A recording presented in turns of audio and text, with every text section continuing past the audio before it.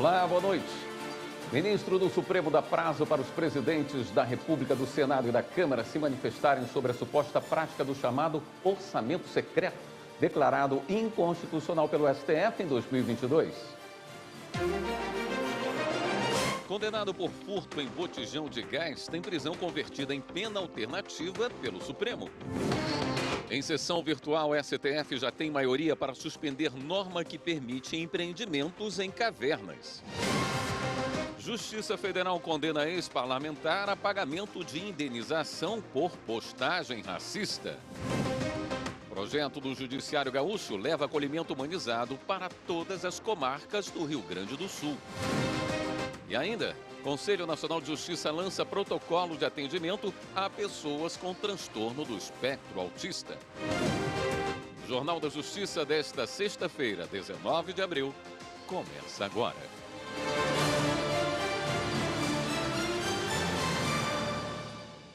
O ministro do Supremo, Flávio Dino, concedeu um prazo de 15 dias para os presidentes da República, do Senado e da Câmara se manifestarem sobre a suposta prática do chamado orçamento secreto, declarado inconstitucional pelo Supremo em 2022. Quem tem os detalhes é o repórter Pablo Lemos. Os presidentes da República, do Senado e da Câmara foram intimados para esclarecer um possível descumprimento da decisão do Supremo Tribunal Federal que barrou o orçamento secreto. Essas emendas parlamentares foram declaradas inconstitucionais pelo STF por falta de critérios claros e transparentes. A decisão, em 2022, foi por maioria no plenário. O ministro Flávio Dino decidiu sobre o assunto após informações apresentadas pela Associação Contas Abertas e das organizações Transparência Brasil e Transparência Internacional Brasil. No texto, Flávio Dino destacou que as entidades noticiam elementos que configuram a persistência do descumprimento da decisão adotada no âmbito das referidas ações, assim como dos preceitos fundamentais que a embasaram. Alegam também uso indevido das emendas do relator geral do orçamento para efeito de inclusão de novas despesas públicas ou programações no projeto de lei orçamentária anual da União. Emendas individuais na modalidade transferência especial via Pix e descumprimento da determinação de publicar informações relativas à autoria das emendas de relator RP9 e à sua aplicação. O orçamento secreto foi o nome dado às emendas parlamentares com distribuição de recursos definida pelo relator no Congresso. Essas emendas foram questionadas na Suprema Corte pelo PSOL, que também pode se manifestar sobre a ação proposta pelas entidades de transparência citadas na decisão. O ministro Alexandre de Moraes, do STF, estabeleceu pena alternativa a um homem condenado por furtar um botijão de gás. Anderson Arcoverde tem as informações. O homem foi condenado pela Justiça de Minas Gerais a pena de 1 ano, 1 mês e 15 dias de reclusão em regime semiaberto pelo crime de furto de um botijão de gás de 13 quilos. A condenação foi mantida pelo Superior Tribunal de Justiça, que negou a aplicação do princípio da insignificância, uma vez que o homem já possuía diversas condenações definitivas, o que atestaria a prática de crimes de forma habitual. O ministro Alexandre de Moraes afirmou que essa conclusão está de acordo com o entendimento firmado pelo plenário do STF e aplicado pelas turmas do tribunal. No entanto, ele considerou ilegal a imposição do regime inicial semiaberto no caso, com base na reincidência. Segundo o ministro, não houve proporcionalidade na escolha do cumprimento de pena diante da pequena significação da conduta. Alexandre de Moraes considerou cabível a conversão da sanção privativa de liberdade por restritiva de direitos. Caberá ao juiz de origem fixar as condições da pena alternativa.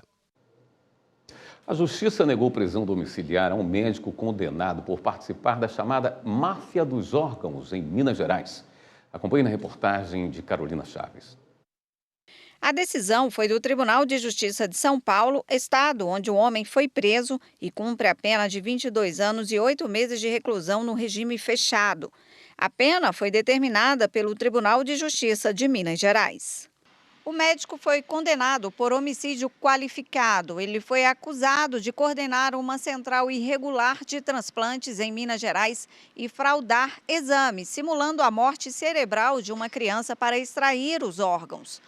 No Tribunal de Justiça paulista, o homem pedia a conversão da prisão em regime fechado para domiciliar, alegando necessidade de tratamento especializado de saúde. Os desembargadores negaram o pedido do médico por entender que a lei permite a concessão da prisão domiciliar para quem está em regime aberto e o salto na progressão do regime é vedado.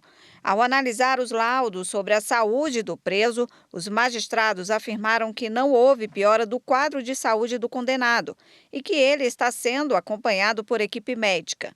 Por isso, não há razão para a progressão do regime.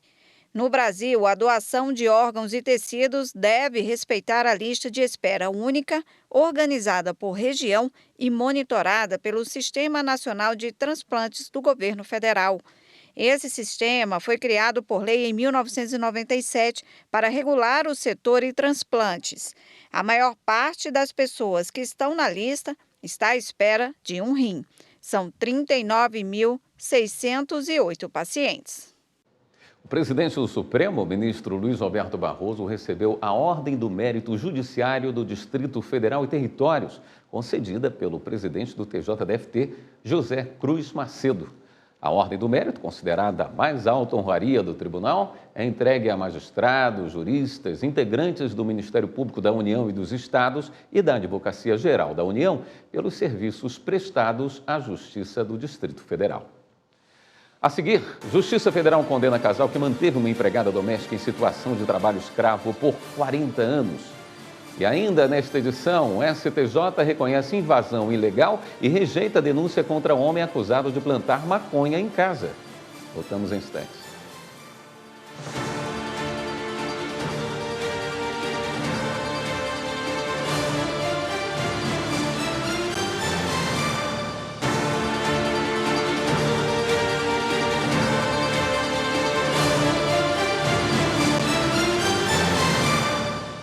A Justiça Eleitoral manteve a prisão preventiva do ex-deputado Vladimir Costa, sem partido, depois da audiência de custódia nesta sexta-feira em Belém.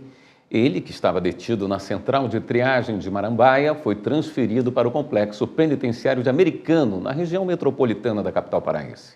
O ex-deputado foi preso ontem pela Polícia Federal no Aeroporto Internacional de Belém. Vladimir Costa foi denunciado pela deputada federal Renilce Nicodemos, do MDB, por violência política de gênero. A Justiça de São Paulo derrubou uma condenação imposta ao C6 Bank para ressarcir em R$43 mil um correntista por transações feitas depois que o celular dele foi furtado. Quem tem as informações é Pablo Lemos. O C6 Bank recorreu da sentença e comprovou que a demora na comunicação do furto impossibilitou minimizar o prejuízo com o bloqueio do acesso à conta pelo celular. O banco alegou que não há como prever ações praticadas por terceiros e que não há vínculo entre os serviços prestados e os danos causados ao cliente. O Tribunal de Justiça de São Paulo, ao analisar o recurso contra a condenação, destacou que a instituição financeira adotou todas as medidas necessárias para garantir a segurança das transações. Entre elas, a necessidade de instalação de token de segurança. O TJ afirmou também que a movimentação de mais de R$43 mil foi feita com as credenciais do correntista e que a situação só foi contestada por ele no dia seguinte. A Justiça de São Paulo concluiu que não há obrigação legal ou contratual para que instituições financeiras verifiquem movimentações bancárias, o que poderia configurar prática abusiva ou falha na prestação de serviço, além de violar o direito do cliente de usufruir do crédito por ele contratado. A Justiça Federal na Bahia condenou um casal que manteve uma empregada doméstica em situação análoga à escravidão por 40 anos. Repórter Viviane Novaes. A empregada doméstica trabalhou por 40 anos na residência do casal em condições degradantes. Não recebia salário nem benefícios, não tinha carteira assinada e as jornadas de trabalho eram exaustivas. Além dos afazeres da casa, ela ainda cuidava do neto do casal. O Ministério Público Federal na Bahia, que fez a denúncia, comprovou que o casal praticou o crime de redução de pessoa à condição análoga à escravidão. O MPF também verificou que a empregada não tinha oportunidade de estudar, não sabe ler nem escrever. Já as outras pessoas da família tinham acesso à educação formal. A Justiça Federal condenou o casal a uma pena de 4 anos de prisão para cada um, que foi convertida em serviço comunitário. Também aplicou multas e determinou que o casal perdesse o imóvel onde a vítima trabalhava. A casa será destinada a programas de habitação popular depois da sentença definitiva. A decisão ainda cabe recurso. Ministros do Superior Tribunal de Justiça compõem comissão que vai propor projeto de lei sobre o processo estrutural no Brasil. Repórter Yamara Mendes.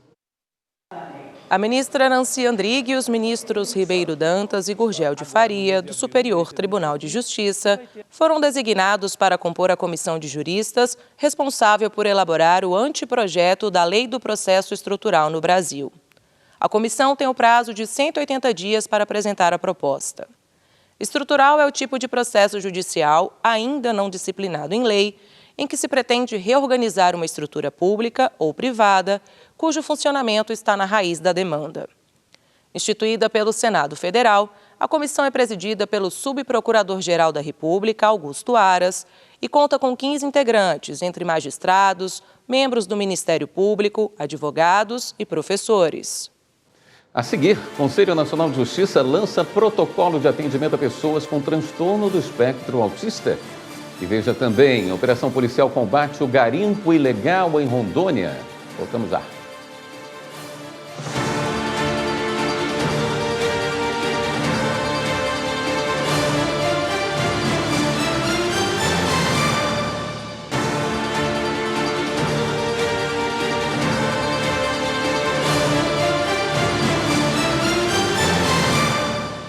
Justiça Federal condena ex-parlamentar a pagamento de indenização por postagem racista.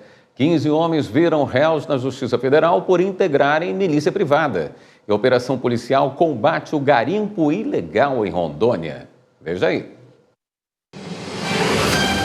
A 28ª Vara Federal do Rio de Janeiro condenou o ex-deputado estadual Alexandre Freitas ao pagamento de indenização por danos morais coletivos, no valor de R$30 mil, por postagens racistas no Twitter, em 2020. A ação civil pública foi proposta pelo Ministério Público Federal e o valor será destinado ao Fundo Federal de Defesa de Direitos. A Justiça Federal no Rio de Janeiro tornou réus os 15 homens acusados de fazer parte de uma milícia e que foram presos após troca de tiros com a Polícia Rodoviária Federal na Avenida Brasil, na madrugada do dia 7 de março. Segundo a polícia, o grupo estava em 4 carros, 3 deles clonados, e que foi interceptado pela PRF. Na troca de tiros, 6 criminosos foram baleados. Os policiais apreenderam fuzis, pistolas, granadas artesanais e munições. Um homem conseguiu fugir. Os presos vão responder, entre outros crimes, por porte e transporte ilegal de arma de fogo, resistência qualificada e formação de milícia privada. A Polícia Federal, com o apoio do Instituto Brasileiro do Meio Ambiente e dos Recursos Naturais Renováveis, do Exército e do Batalhão de Polícia de Fronteira, fizeram uma operação para conter o garimpo ilegal no Rio Madeira e a degradação do ecossistema nas imediações de Nova Mamoré e de Porto Velho, em Rondônia. Durante o trabalho foram destruídas 8 dragas e balsas empregadas na extração ilegal de ouro. Os bens foram avaliados em mais de R$2 milhões. Além disso, foram fiscalizadas 18 dragas e balsas para verificar se estavam de acordo com a legislação ambiental. A extração ilegal de minérios, com a utilização de materiais tóxicos despejados nos rios, afeta diretamente a saúde humana, a fauna e a flora da região. Os responsáveis podem responder pelos crimes de usurpação de bens da União e de extração de recursos minerais sem permissão. E, se condenados, podem pegar até 6 anos de prisão e multa. O plano de saúde deve custear transporte de pacientes nos casos em que o município ou cidade vizinha não ofereça esse atendimento. Essa é a decisão da 3ª turma do Superior Tribunal de Justiça, como mostra Jéssica Castro. No caso analisado, o juízo de primeira instância condenou a operadora de saúde a fornecer transporte a um beneficiário do plano morador de Tatuí para o tratamento em hospital de Sorocaba. O Tribunal de Justiça de São Paulo manteve a decisão. Em recurso especial, a operadora sustentou que não estaria obrigada a custear ou reembolsar as despesas de transporte, porque já garantia ao beneficiário o atendimento em hospital que não ficava na cidade onde ele morava, embora pertencesse à mesma região de saúde.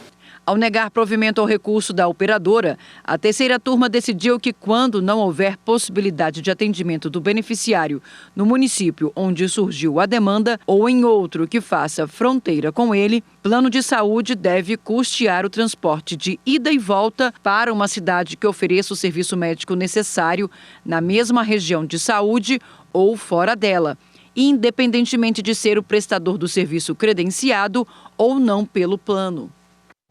Você viu a reportagem de Marina Campos, do STJ. O Tribunal de Justiça pernambucano bloqueou o dinheiro do Estado para custear um tratamento. Segundo o colegiado, o laudo médico comprovou a necessidade contínua da medicação pela paciente, sob risco de prejuízo grave à sua saúde. Carolina Chaves. O caso envolveu um recurso contra uma determinação judicial que ordenou o bloqueio eletrônico das contas do estado de Pernambuco para financiar 4 meses de tratamento para paciente com câncer de ovário. De acordo com o governo estadual, as farmácias e drogarias, ao venderem para a administração pública, devem respeitar o limite do preço fabricante, o que não aconteceu. De acordo com o Estado, os valores propostos para a compra dos medicamentos em questão excediam o preço máximo de venda ao governo. Para o tribunal, o Estado poderia ter realizado um processo licitatório desde a intimação para cumprir a decisão judicial que determinou o fornecimento da medicação aplicando o CAP, coeficiente de adequação de preço, mas não o fez. E ainda havia a comprovação que a paciente corria risco de morte sem a contínua utilização do medicamento. A Justiça acolheu um pedido do Ministério Público Federal e suspendeu uma norma do Conselho Federal de Medicina que impedia a realização do aborto legal para mulheres vítimas de estupro e que já estivessem com a gestação em estágio avançado. A resolução publicada pelo CFM em 3 de abril proibia que médicos de todo o país efetuassem um procedimento prévio necessário ao aborto a partir de 22 semanas de gravidez. A decisão liminar foi motivada por uma ação civil pública movida pelo MPF, Sociedade Brasileira de Bioética, e o Centro Brasileiro de Estudos de Saúde. As entidades ressaltaram que a resolução criava restrições indevidas de acesso à saúde por vítimas de estupro. No Brasil, o direito ao aborto é garantido legalmente em qualquer etapa da gestação, quando ela é resultante de violência sexual, assim como nos casos de anencefalia fetal e de risco de vida à mulher. A seguir, ministro do Supremo já formaram maioria para suspender a permissão para empreendimentos em cavernas. E ainda, CNJ lança protocolo de atendimento a pessoas com transtorno do espectro autista. A gente mostra já.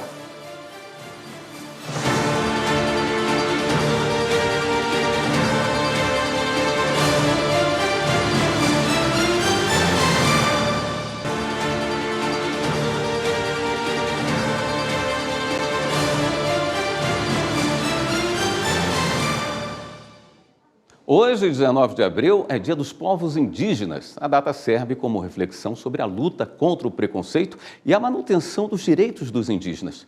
E o Poder Judiciário trabalha para o fortalecimento da proteção e promoção dos direitos humanos. Nós preparamos uma linha do tempo de alguns importantes julgamentos realizados pelo STF. Todos tiveram uma grande repercussão nacional, talvez você se lembre de vários ou talvez todos eles. O STF julgou em 2009 o regime constitucional de demarcação das terras indígenas. Logo em seguida, pode passar a arte aqui, em 2013, nós tivemos uma discussão sobre o regime constitucional para a proteção de terras indígenas e os efeitos limitados. O passo a passo, como é que se daria o processo, né? Vamos passar mais uma? Em 2020, chegava aqui a comunidade Guarani Kaiowá. Antes nós estávamos falando do caso Raposa Serra do Sol. Na comunidade Guarani Kaiowá, nós tivemos um julgamento que dispôs sobre o procedimento administrativo de demarcação. Como se daria a demarcação das terras indígenas? E o STF julgou o Plano Geral de Enfrentamento à Covid-19 para os povos indígenas. Início de 2020, chegava a Covid-19 no Brasil, né? Entre fevereiro e março de 2020. Em 2023, a STF definiu a tese de repercussão geral em recurso que rejeitou o marco temporário indígena, demarcando as terras a partir de uma data que coincidiria com a nova Constituição, 1988, e também determinou a apuração de crimes contra comunidades indígenas. 2024, já mais recente, o STF homologou novos planos para a retirada de invasores de terras indígenas do Pará. Bom, Os ministros do Supremo começaram a julgar hoje uma ação que pede a inconstitucionalidade de um artigo de lei sobre a concessão de florestas públicas para a produção sustentável. A repórter Marta Ferreira tem as informações. Florestas públicas são florestas que pertencem ao governo brasileiro, seja no âmbito federal, estadual, municipal ou distrital. Essas florestas podem ser naturais, plantadas ou uma combinação das duas. Elas estão localizadas em todos os biomas brasileiros, incluindo a Amazônia, o Cerrado, a Mata Atlântica, o Pantanal e a Caatinga. A Lei 11.284 de 2006 estabelece regras para a administração, o controle e o financiamento de florestas públicas, com foco na conservação ambiental e no desenvolvimento econômico. A norma permite ao poder público conceder a pessoas jurídicas, incluindo empresas, cooperativas e associações de comunidades locais, permissão para realizar o manejo florestal sustentável, para extrair produtos madeireiros e não madeireiros e para oferecer serviços de turismo. As empresas concessionárias são selecionadas por processo de concorrência pública, que avalia as propostas recebidas. Em contrapartida ao direito de manejar a área, as concessionárias repassam periodicamente ao governo valores definidos pelo contrato firmado. A execução dos contratos é minuciosamente acompanhada pelo Serviço Florestal Brasileiro, por meio de ferramentas de monitoramento florestal. O Partido Popular Socialista questionou no Supremo trecho de um artigo dessa lei. Para o PPS, o dispositivo que autoriza a concessão poderia ter aplicação plena apenas no tocante a áreas menores que 2.500 hectares. E na concessão de florestas com área superior a 2.500 hectares, seria imprescindível a aprovação do Congresso Nacional, conforme a Constituição de 88. A ação foi levada para julgamento no plenário virtual sob a relatoria do ministro Dias Toffoli, que não atendeu ao pedido feito pelo partido. Dias Toffoli destacou que a Constituição exige a autorização do Congresso Nacional quando houver transferência de terras em grande extensão, seja mediante alienação ou mediante concessão. A concessão florestal, como visto, não é um instrumento de transferência de domínio, razão pela qual não se enquadra no parâmetro constitucional. Para o relator, a implementação de uma concessão florestal acaba por acrescentar uma camada de proteção sobre essas mesmas terras, que passam a contar com maior presença estatal e, consequentemente, tendem a apresentar menos conflitos relacionados a seu uso e ocupação. Assim, Dias Toffoli entende não haver inconstitucionalidade no trecho em questão. O prazo para os demais ministros apresentarem o voto vai até o dia 26 de abril. Também em sessão virtual, os ministros do Supremo já formaram maioria para suspender a permissão para empreendimentos em cavernas. Repórter Viviane Novaes traz os detalhes desse caso. A maioria dos ministros confirmou a liminar concedida no começo deste ano pelo ministro aposentado Ricardo Lewandowski, a pedido do partido Rede Sustentabilidade. Ele suspendeu trechos de um decreto presidencial de 2022 que permitiu a exploração de cavernas, inclusive das cavernas com grau máximo de proteção. A decisão considerou o risco de danos irreversíveis. No voto, o ministro Ricardo Lewandowski citou uma reportagem do Jornal da Universidade de São Paulo. Segundo o texto, ao permitir empreendimentos considerados de utilidade pública, como estradas hidrelétricas e obras de saneamento básico, o decreto poderá destruir ecossistemas subterrâneos que a natureza levou milhares de anos para esculpir. Para o ministro, o caso se enquadra como uma possível lesão ou ameaça de lesão a preceitos fundamentais, como a dignidade da pessoa humana, o direito à vida e à saúde, a proibição do retrocesso institucional e socioambiental e, de forma mais específica, o direito à proteção ao patrimônio cultural. O julgamento no plenário virtual da Corte tem prazo para terminar na sexta-feira que vem. A sexta turma do Superior Tribunal de Justiça reconheceu invasão ilegal e rejeitou denúncia contra um homem acusado de plantar maconha em casa. Repórter Jéssica Castro. Por entender que houve invasão ilegal de domicílio, o colegiado, por unanimidade, restabeleceu a sentença que rejeitou a denúncia contra um homem acusado de cultivar 58 pés de maconha no quintal de casa. Os ministros da sexta turma consideraram ilícitas as provas obtidas após a entrada dos policiais na residência, porque a diligência se baseou somente em informações provenientes de uma denúncia anônima. A polícia foi até o local após receber a denúncia de que um homem estaria cultivando maconha no quintal. Ao chegar na residência, os policiais foram recebidos por uma mulher que, segundo eles, permitiu o ingresso e os levou até o quintal, onde mostrou os pés de maconha que pertenceriam ao marido. Durante seu interrogatório, o homem disse que era usuário de maconha e estudava os efeitos medicinais da planta. O juízo de primeiro grau entendeu que a denúncia não era suficiente para justificar a busca domiciliar sem mandado judicial e rejeitou a denúncia. Mas o Tribunal de Justiça do Pará determinou o prosseguimento da ação, por entender que, como a companheira do acusado autorizou a entrada dos policiais na residência, a prova produzida seria lícita. Já no STJ, o relator do caso, o desembargador convocado Jesuíno Rissato, comentou que o estado de flagrância se prolonga no tempo quando se trata de crime permanente, mas esta circunstância não é suficiente por si só para validar uma busca domiciliar sem mandado judicial. Ao restabelecer a sentença de primeiro grau que rejeitou a denúncia do Ministério Público, o colegiado, seguindo o entendimento do relator, destacou que, conforme a jurisprudência do STJ, as circunstâncias que antecedem a violação do domicílio devem evidenciar, de modo satisfatório e objetivo, as razões que justificam tal diligência, não podendo derivar de simples desconfiança do policial, apoiada em mera atitude suspeita. Veja a seguir, CNJ lança protocolo de atendimento a pessoas com transtorno do espectro autista. E ainda, calendário eleitoral. A gente fala sobre o prazo para quem precisa transferir o domicílio eleitoral para votar nas eleições municipais deste ano. Até já.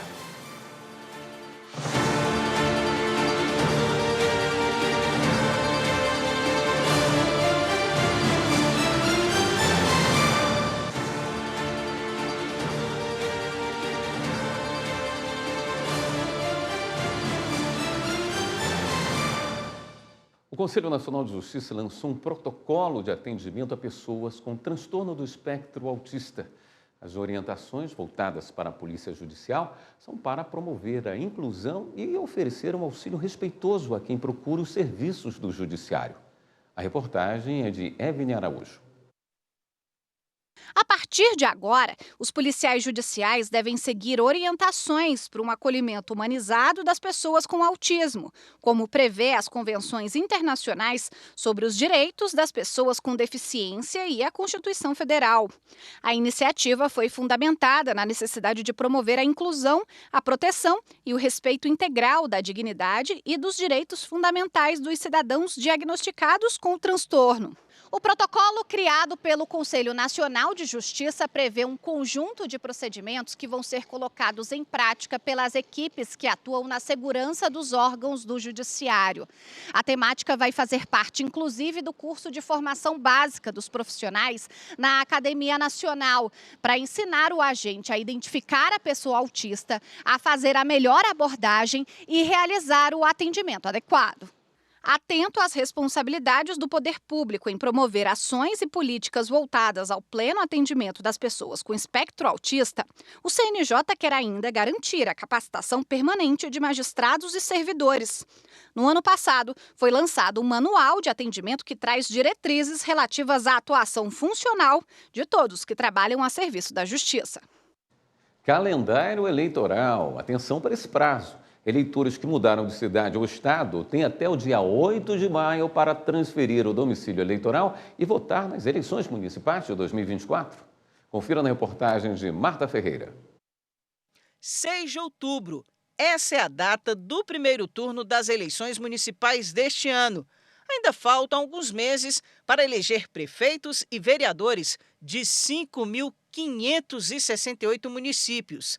Mas, já dizia o ditado, não deixe para amanhã o que pode fazer hoje.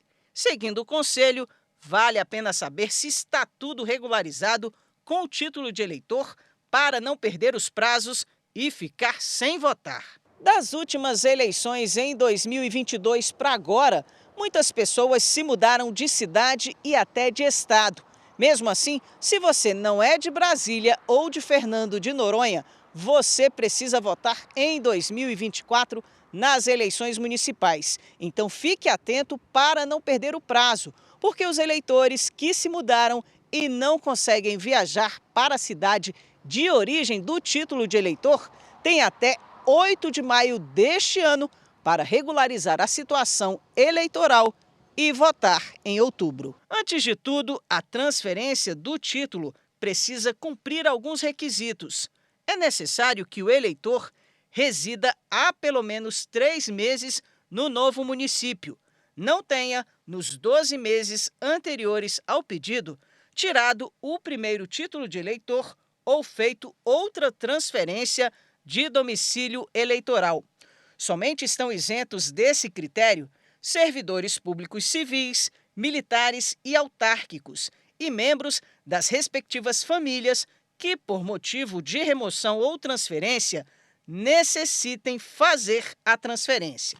Se você não se enquadra entre os isentos e precisa fazer a transferência, tem que acessar o portal do Tribunal Superior Eleitoral e seguir o passo a passo.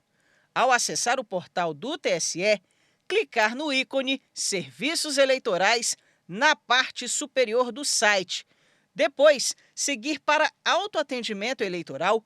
Na sequência, clicar em Título Eleitoral e escolher a opção Atualize ou corrija seu título eleitoral. Em seguida, clique na opção Atualize seu endereço. Após preencher alguns dados, o sistema pedirá a apresentação de alguns documentos. Depois de enviar os documentos, será preciso ainda preencher algumas informações complementares. Nessa etapa, o endereço deverá ser o mesmo do comprovante enviado. Em seguida, escolha o local de votação desejado. Ao final do processo, o usuário receberá um número de protocolo pelo qual poderá acompanhar a solicitação pelo autoatendimento eleitoral ou pela opção Acompanhe uma solicitação. O prazo final para fazer esse processo termina no dia 8 de maio. Assim, não deixe o título de eleitor para trás e atualize seu endereço. Mas atenção, quem não pode transferir o título eleitoral? A pessoa que não estiver quite com a Justiça Eleitoral, o eleitor com a inscrição eleitoral em situação de coincidência ou cancelada em decorrência de perda de direitos políticos ou por decisão de autoridade judiciária. Juízes e servidores que atuam nas varas da infância e juventude de Mato Grosso participaram de uma capacitação sobre o Sistema Nacional de Adoção e Acolhimento do Conselho Nacional de Justiça. Veja na reportagem de Eli Cristina Azevedo. Magistrados e servidores que atuam nas varas da infância e juventude do Estado participam da capacitação via plataforma Teams sobre o funcionamento do Sistema Nacional de Adoção e Acolhimento, implementado pela Resolução número 289 de 2019 do Conselho Nacional de Justiça. O curso, ofertado pela Corregedoria-Geral da Justiça, por meio da Comissão Estadual Judiciária de Adoção, SEJA, em parceria com a Escola dos Servidores e Escola Superior da Magistratura de Mato Grosso, visa proporcionar treinamento especializado abordando diversos aspectos do sistema que passou por uma recente atualização. É para que eles saibam exatamente como preencher os dados no sistema, manter esses dados devidamente atualizados e, a partir disso, garantir que toda criança tenha seus direitos resguardados através do acompanhamento da Justiça e do Sistema de Garantia de Direitos. O treinamento aborda acesso externo por pretendentes, serviços de acolhimento, cadastro de crianças e adolescentes, controle de alertas e prazos. São 400 vagas distribuídas em 4 turmas, com carga horária de 12 horas. Iniciou em abril e segue até junho. A primeira turma contemplou servidores e juízes substitutos. É um sistema com o qual eu não trabalhava anteriormente. Eu passei 19 anos sendo magistrada basicamente criminal. Então, O curso está sendo muito bom, muito interessante, porque a gente está conhecendo todos os campos que precisam ser preenchidos no SNA. O fato de ser prático o curso, né, de assim, atuação prática, então facilita muito, porque é o que vai ser no nosso dia a dia, né? Trabalhar e melhorar a celeridade no processo, na prestação jurisdicional, principalmente das crianças, porque elas estão em situação de vulnerabilidade. Em Mato Grosso, são 521 crianças e adolescentes acolhidos, 51 disponíveis para a adoção, 618 pretendentes ativos habilitados para adotar e 85 instituições de acolhimento. Conforme a secretária-geral da SEJA, Elaine Zorgetti, a capacitação traz segurança de dados e mais celeridade aos processos de adoção. Todos os dados que são inseridos no SNA servem de suporte para os magistrados e para a própria corregedoria fazer a fiscalização, a cobrança devida, para que todas as crianças e adolescentes sejam inseridos o mais rápido possível em uma família. A seguir, magistrados de todo o país já podem usar o Cadastro Nacional de Inspeções para registrar informações de menores que cumprem medidas em meio aberto. E ainda, projeto do Judiciário Gaúcho leva acolhimento humanizado para todas as comarcas do Rio Grande do Sul. Os detalhes no próximo bloco.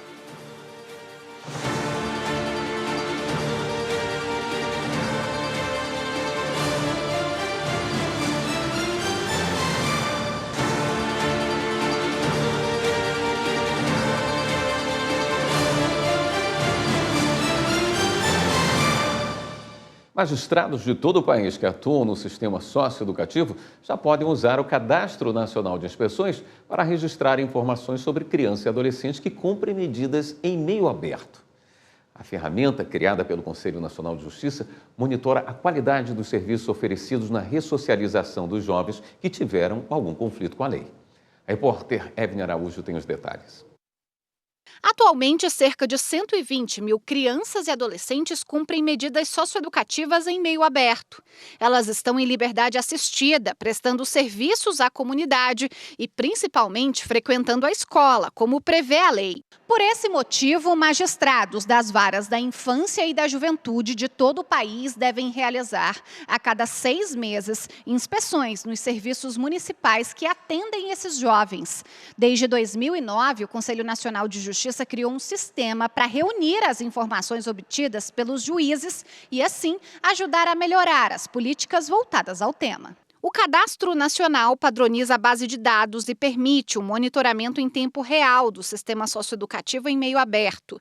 Nas inspeções, os magistrados que identificam dificuldades podem comunicar imediatamente o CNJ, como explica o juiz auxiliar da presidência do Conselho, Edinaldo César Santos Júnior. Nesse momento, quando você tem esse cadastro, que vale dizer, nós teremos em tempo real a possibilidade agora, no momento em que o juiz ou a juíza está fazendo a inspeção, ele já pode estar inserindo, né, todas essas informações no cadastro e a partir de agora, com o CNIUPS, nós temos em tempo real essas informações que serão alimentadas em nosso sistema e a partir daí nós teremos essas informações no painel de BI no CNJ. 82% do total dos jovens em cumprimento de medidas socioeducativas estão em meio aberto, ou seja, em convivência familiar e comunitária. Os programas estão ligados às prefeituras, muitas vezes em parceria com entidades da sociedade civil. O juiz auxiliar do CNJ, Edinaldo César Santos Júnior, reforça ainda que a medida fortalece a garantia de direitos. Esse adolescente que cometeu um ato infracional, ele deve estar matriculado numa escola, ou ele pode estar com um problema de saúde. Então, nesse sentido, esse juiz, essa juíza, para além de fazer a inspeção e tendo um conhecimento de quem são esses adolescentes, cor, raça, enfim, e circunstâncias específicas desses adolescentes e dessas adolescentes, também acessar a outros equipamentos relacionados a outras políticas públicas a que esse adolescente está relacionado. Está em vigor uma nova lei de proteção às crianças e adolescentes que traz atualizações ao Estatuto. Algumas das mudanças incluem regras para os casos que envolvem desaparecimentos, como mostra Sabrina Scanoli. Este ano, o Estatuto da Criança e do Adolescente foi atualizado com pontos importantes da Lei 14.811, sancionada em janeiro deste ano. Uma das novas informações é sobre o sumiço de menores de idade. De acordo com a legislação, não comunicar ou omitir o desaparecimento às autoridades competentes agora é crime e não é preciso esperar as 24 horas. O pai ou a mãe, né, os genitores ou algum outro parente, guardião que estiver responsável por essa criança precisa comunicar imediatamente o desaparecimento de uma criança ou de um adolescente, sob pena de incorrer num crime e ter uma pena de 2 a 4 anos de prisão e multa. Então, assim, é bem importante, né, porque muitas vezes as pessoas ficam procurando pela vizinhança, perguntando a um e a outro e não fazem imediatamente o comunicado à polícia, que fará uma busca, né, ativa urgente, né, imediata, porque além de qualquer pessoa que desaparece precisa ser, né, buscado imediatamente, uma criança e um adolescente com certeza muito mais. Ao constatar o desaparecimento de um menor de idade, o primeiro passo é registrar boletim de ocorrência em qualquer delegacia da cidade. Pode-se também fazer de forma virtual pelo site da Polícia Civil. É importante repassar dados da vítima, como números de RG e CPF. Isso ajuda a verificar se o desaparecido deu entrada em hospital ou IML. Apresentar foto é essencial para ajudar nas buscas. Além da polícia, o Ministério Público também investiga os casos em conjunto com outros órgãos e entidades por meio do Programa de Localização e Identificação de Pessoas Desaparecidas, o chamado PLID, que recebe denúncias pelos telefones 21 22 52 20 e 99182 0121. Segundo o MP, em Alagoas, 2.163 casos de pessoas desaparecidas estão sendo investigados. Cerca de 740 são crianças e adolescentes. Para a promotora de justiça Marluce Falcão, a nova lei é necessária para o sucesso nas buscas.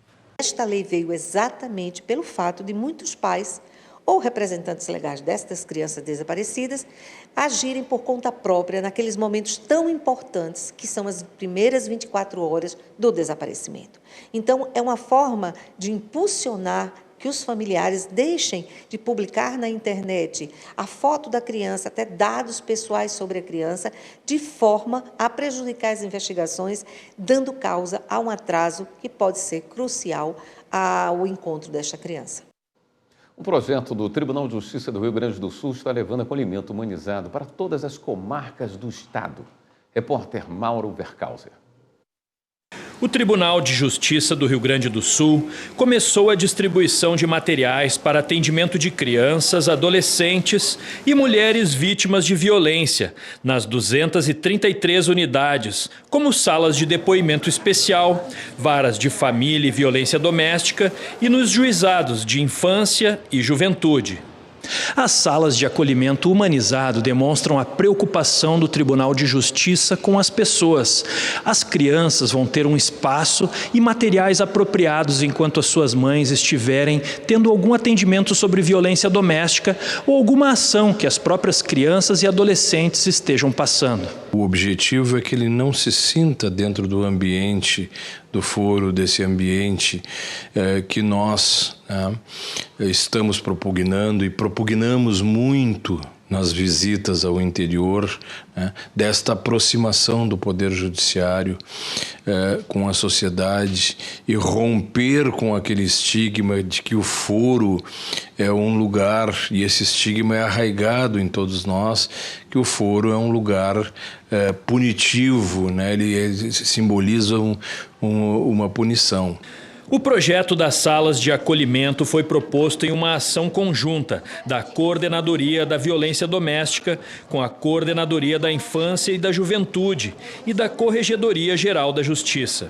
Segundo a juíza corregedora Thaís Culau de Barros, a forma como as pessoas são tratadas quando chegam no judiciário é muito importante. Na verdade, há uma tendência já há algum tempo do CNJ, dos tribunais se preocuparem com as pessoas, com o acolhimento das pessoas, com a forma como elas vão ser tratadas quando elas chegam no judiciário. Em especial as vítimas.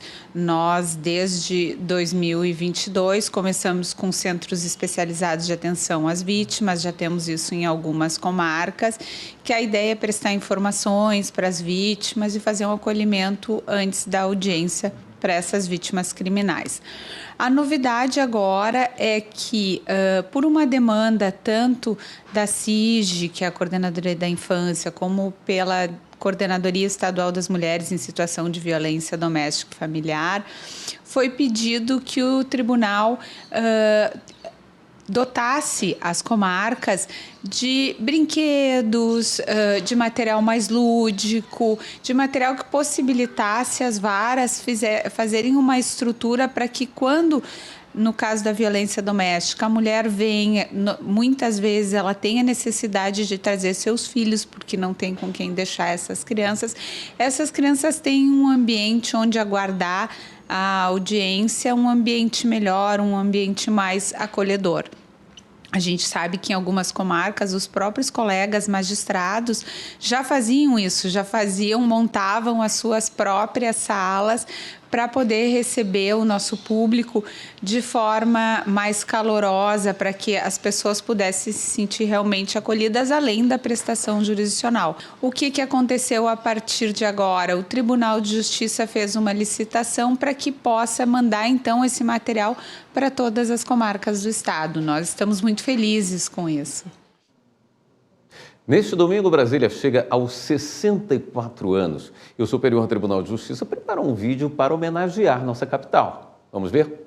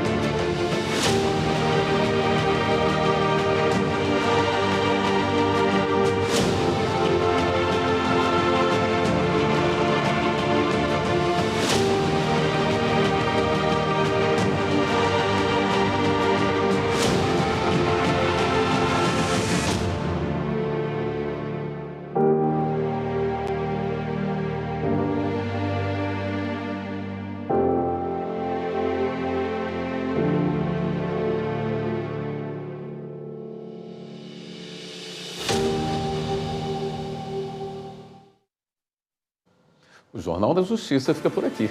Na sequência, você assiste ao programa Artigo 5º e na Rádio Justiça fique com a Voz do Brasil.